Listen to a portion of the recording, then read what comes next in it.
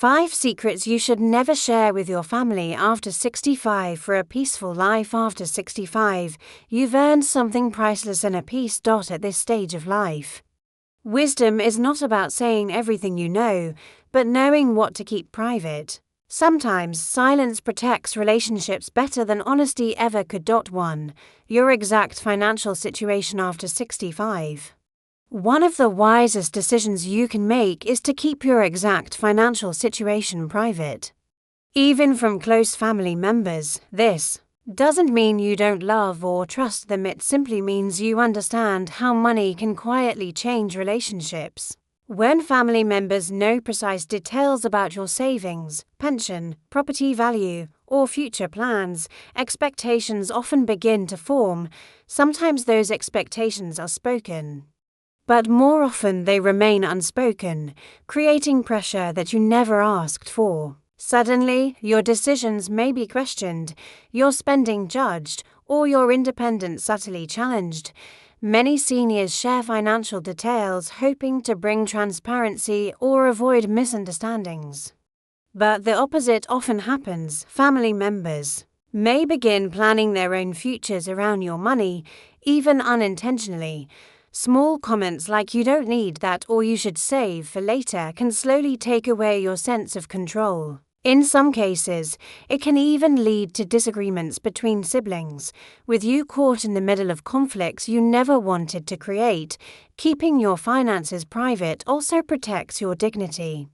After decades of working hard, sacrificing, and providing for others, you deserve the freedom to spend, save, or give as you choose without explanations or approval. Financial privacy allows you to live confidently, without feeling monitored or dependent. This doesn't mean ignoring practical planning. Legal documents, wills, or emergency contacts can exist without revealing every detail. The key is balance. Share what is necessary, but keep what is personal. Remember, peace in later life often comes from fewer discussions about money, not more. By guarding your financial boundaries, you protect not only your assets, but also your relationships, your independence, and your inner peace. 2. Every health fear or minor illnesses. We grow older. It's natural for small aches, pains, and health concerns to appear more frequently. However, sharing every minor health worry with family can unintentionally create tension, anxiety, and overprotectiveness. When loved ones hear about every sleepless night, every twinge of pain, or every uneasy feeling, they may begin to worry excessively. Their concern, though well-intentioned, can sometimes feel suffocating and take away your sense of independence. After decades of managing your own life, constant attention to minor issues can make you feel less capable than you really are. Of course, serious health conditions or emergencies should always be communicated promptly. But not every small ache needs discussion. Minor health concerns, when treated calmly and privately, allow you to maintain your confidence and composure. Oversharing can also lead to a cycle of fear and repeated check-ins, which drains energy from both you and your family. It's important to remember that your body will naturally change with age, and not every symptom is a signal of something critical. By keeping small health matters to yourself or handling them with your doctor, you prevent unnecessary stress and allow your family to focus on moments of joy rather than worry.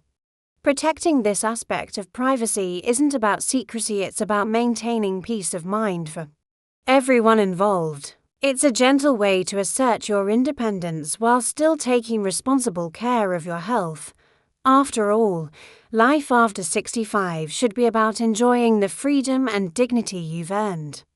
Being selective about what health information you share allows you to live confidently, reduce family anxiety, and preserve harmony in your daily life. 3. Regrets and mistakes. From the past as we reach the later stages of life, it's natural to reflect on the choices we've made, the paths we've taken, and the mistakes we've lived through. But one of the greatest lessons after 65 is understanding that not every regret needs to be shared. With family, dwelling on past mistakes or constantly bringing them up can reopen old wounds, both yours and theirs, and sometimes create unnecessary tension. Even well-meaning family members can judge, question, or misinterpret your experiences, which can lead to arguments or subtle resentment.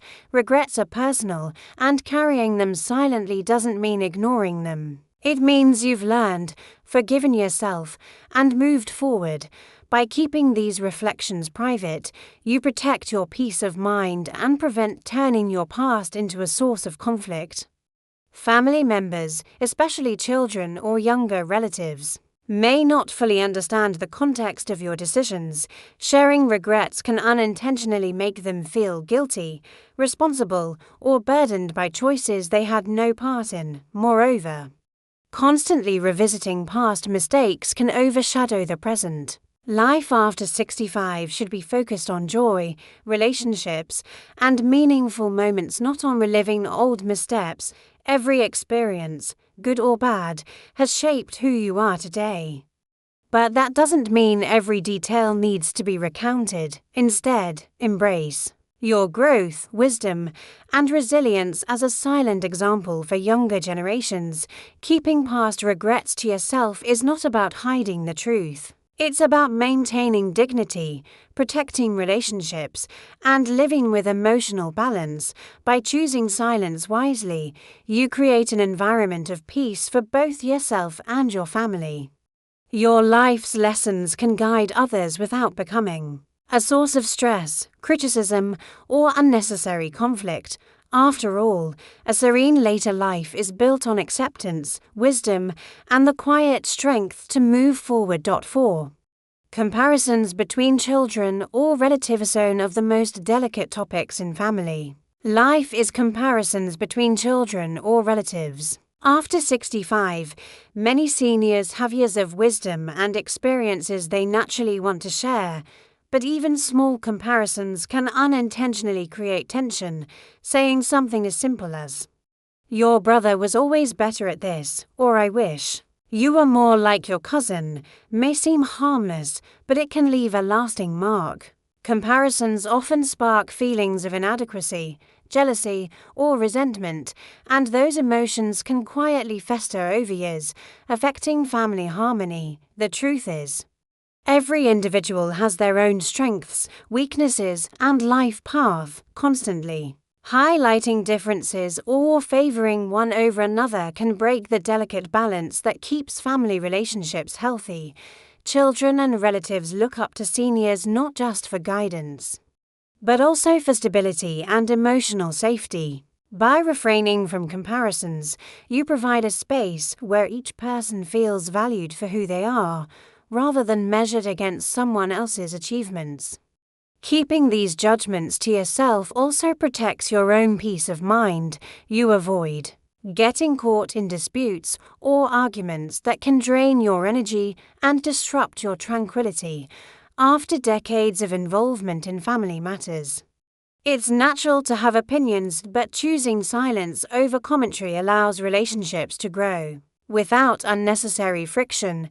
This doesn't mean you cannot celebrate achievements or offer guidance. It simply means focusing on encouragement rather than comparison. Compliment efforts, highlight progress, and show appreciation for individual choices.